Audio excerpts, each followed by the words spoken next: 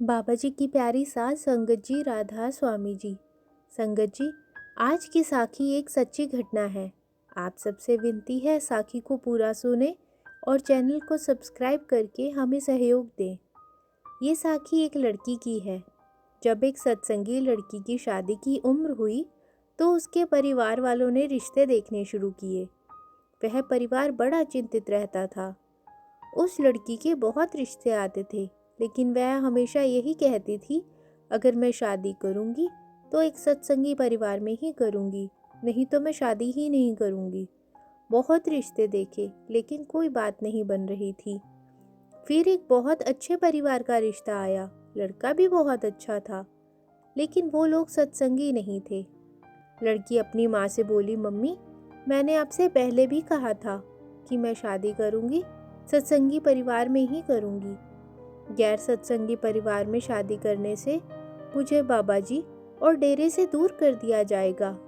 उसकी माँ कहने लगी कि बेटा, तू चिंता ना कर, क्या पता तेरे वहाँ जाने से बाबा जी की इतनी कृपा हो कि वो लोग भी सत्संगी बन जाएं। फिर उस दिन लड़के वाले लड़की को देखने के लिए आए।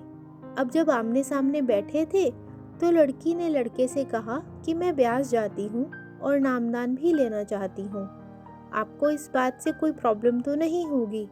क्या आप भी मेरे साथ ब्यास जाएंगे? उस लड़के ने कहा कि मैं तो इन चीज़ों को नहीं मानता और मैं ब्यास भी नहीं गया, ना ही हमारे परिवार में से कोई ब्यास जाता है।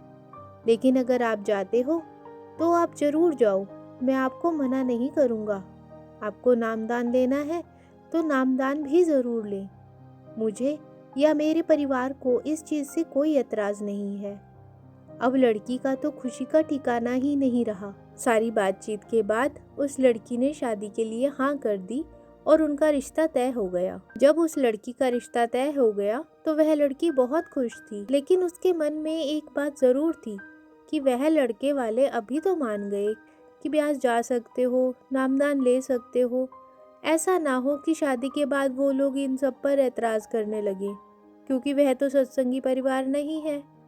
फिर उसने बाबा जी के सामने अरदास की, बाबा जी, मेरे लिए जो उचित हो वही करना। आप तो जानी जान हो कि मेरे मन में मेरी शादी को लेके क्या चल रहा है। इसके कुछ दिन बाद बाबा जी का भंडारा था।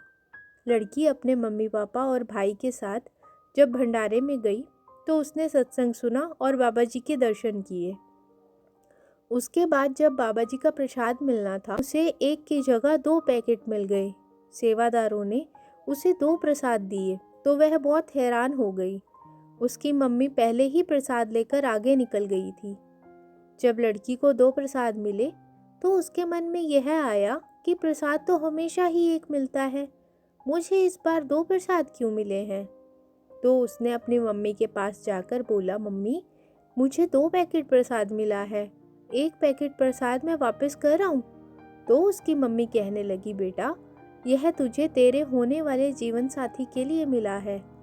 इस बात में ज़रूर सतगुरु की कोई रज़ा होगी, कोई मर्जी होगी, और तू इसे वापस करने जा रही है। तो लड़की कहने लगी, मम्मी, वह कौन सा मेरे साथ आए हैं, अभी तो हमारी शादी भी नहीं हुई। तो उसकी मम्मी कहने लगी कि तू इतनी टेंशन करती है, इतना सोचती है कि मेरे आने वाली ज़िंदगी में पता नहीं क्या होगा, वह मानेंगे कि नहीं मानेंगे। ये प्रसाद के 2 पैकेट देकर मालिक ने तुझे एक विश्वास दिलाया है, इसलिए चिंता मत कर, बाबा जी के इशारे को समझ। अब तेरे पास 2 प्रसाद हैं, एक प्रसाद तू लड़के को भिजवा देना। वह लड़की बहुत खुश हुई कि ऐसा भी होता है, मालिक इतनी भी सुनता है।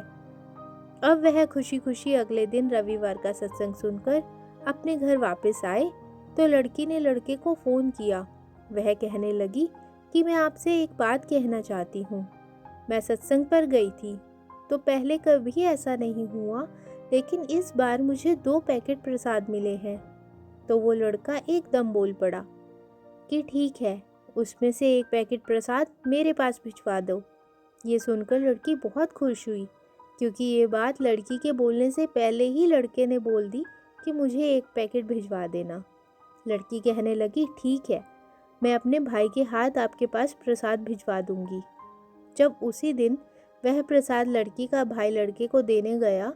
उसने खुशी खुशी दोनों हाथों से प्रसाद ले लिया।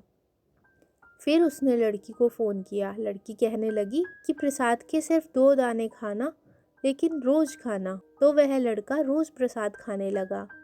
लड़के के माँ बाप को जब पता चला कि वो वहाँ से आया हुआ कोई प्रसाद रोज़ खाता है, तो वह कहने लगे कि बेटा, तू अपनी लाइन छोड़कर इधर उधर क्यों भागता है?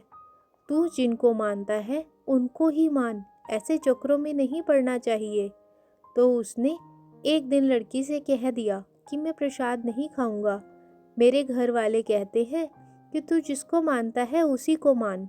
तो वह लड़की कहने लगी कि देखो, मैंने तो आपको कभी कोई ज़ोर ज़बरदस्ती नहीं की। आपने बोला एक प्रसाद मुझे भिजवा दो, तो मैंने भिजवा दिया। तो लड़का कहने लगा कि ठीक है, ऐसी कोई बात नहीं, पहले हमारी शादी हो जाए, उसके बाद जो भी होगा देखा जाएगा। लेकिन वह लड़की बहुत चक्कर में पड़ गई कि यह क्या हो गया।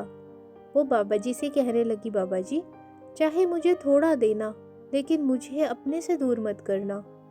ऐसे ही कुछ दिन बीते तो लड़की को पता चला कि लड़के और उसके परिवार पर कोई बड़ी मुसीबत आ गई है, जिस वजह से पूरा परिवार बहुत ज़्यादा टेंशन में है। तो वो लड़का बहुत अच्छा था।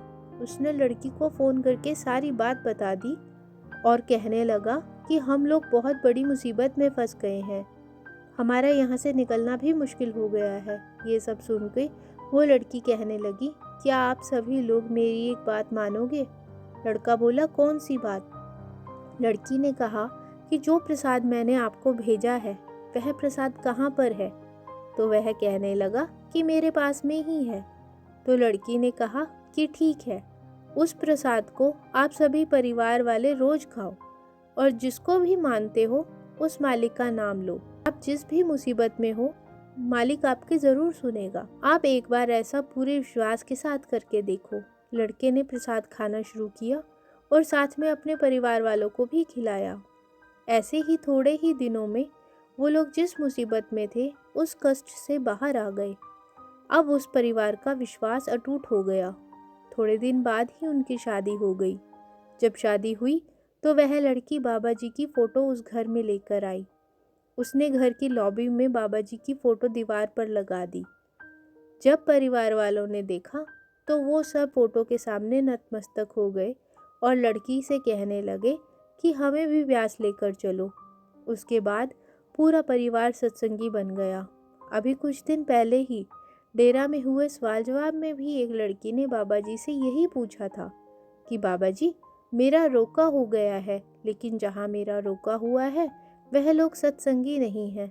तो बाबा जी ने उसे यही जवाब दिया था कि बेटा, तभी तो तेरी शादी उस घर में करवाई है, ताकि वह लोग भी सत्संगी बन सके।